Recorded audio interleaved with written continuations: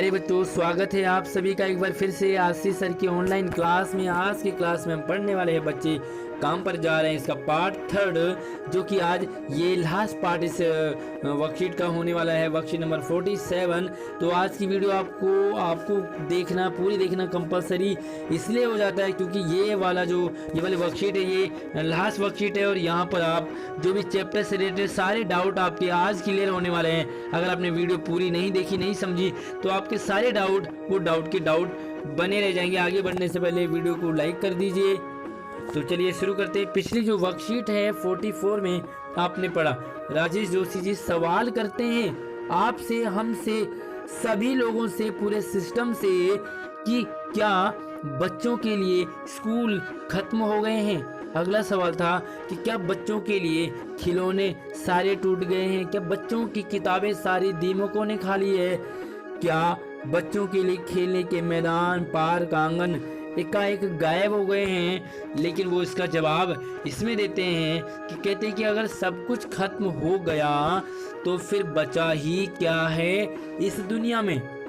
बहुत बड़ी बात राजेश जोशी जी कर जाते हैं। ध्यान से समझिए कि अगर बच्चों के लिए स्कूलें खत्म हो गई तो दुनिया खत्म है, अगर बच्चों की किताबें खत्म हो गई है तो दुनिया खत्म है, अगर बच्चों के खिलौने खत्म है, खेल के मैदान खत्म है, तो पूरी दुनिया ही खत्म है। यानी कि बच्चे हैं तो पूरी दुनिया, और वास्तव में बच्चों के साथ ही दुनिया का आनंद है। आगे वो कहते हैं कि कितना भयानक होता अगर ऐसा होता, कितना खतरनाक होता, कितना भयानक होता, कितना अजीब। वो सोच करके कल्पना कीजिए कि अगर ऐसा होता तो बहुत बड़ा भयानक होता। किताबें नहीं होती, स्कूल नहीं होते, कॉलेज नहीं होते, खेल के मैदान नहीं होते, खिलौने नहीं होते, तो ये सबसे बड़ा भयानक कोई चीज़ होती। लेकिन कहते हैं कि ये बड़ा भयानक होता, लेकिन इससे भी ज़्यादा भयानक और बड़ी बात है। क्या भयानक है, लेकिन इससे भी ज़्यादा यह कि सारी चीज़ें हस्ब मामूल हैं। हस्ब मामूल का मतलब मौजूद हैं, सारी चीज़ें हैं। ये और भी ज़्यादा भयानक है।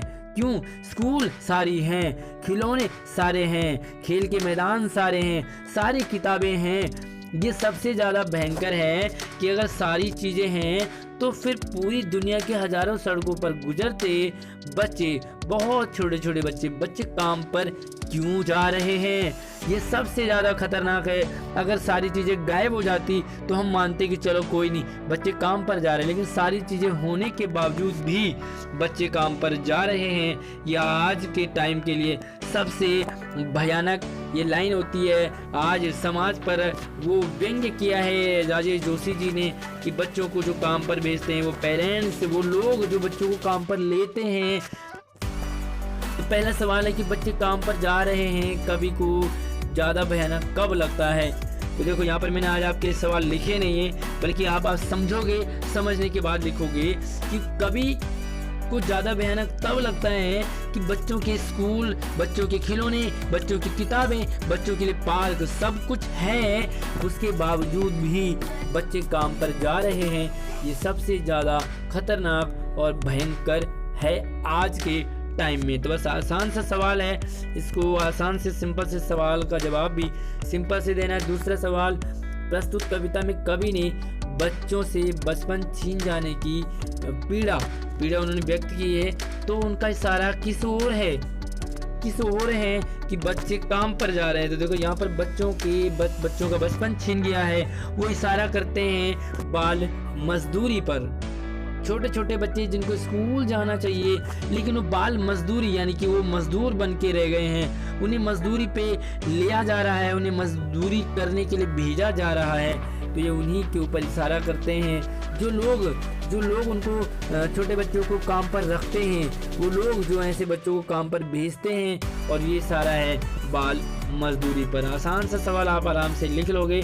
तीसरा सवाल है कि अपने किसी मित्र, भाई बहन से आपने बातचीत करनी है, और लिखना क्या है कि सुविधा और मनोरंजन के उपकरणों से बच्चे वंचित क्यों हैं। आपने अपने फैमिली मेंबर से डिस्कस करना है। चलिए थोड़ी सी डिस्कस आप मेरे साथ भी कर लीजिए कि सुविधा और मनोरंजन के उपकरणों से बच्चे वंचित क्यों हैं।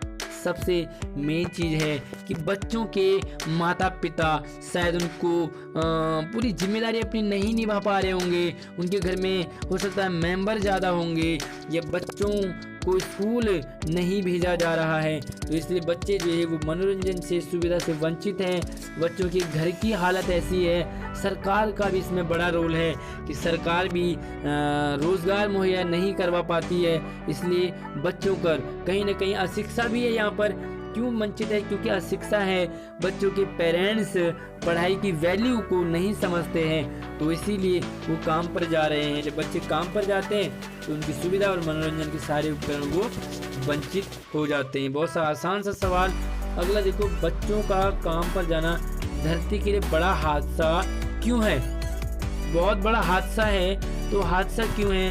देखो, छोटे छोटे बच्चे, आज के छोटे बच्चे वो कल का भविष्य हैं, कल का भविष्य बनेंगे। कल देश आप ही जैसे बच्चों के कंधे पर होगा।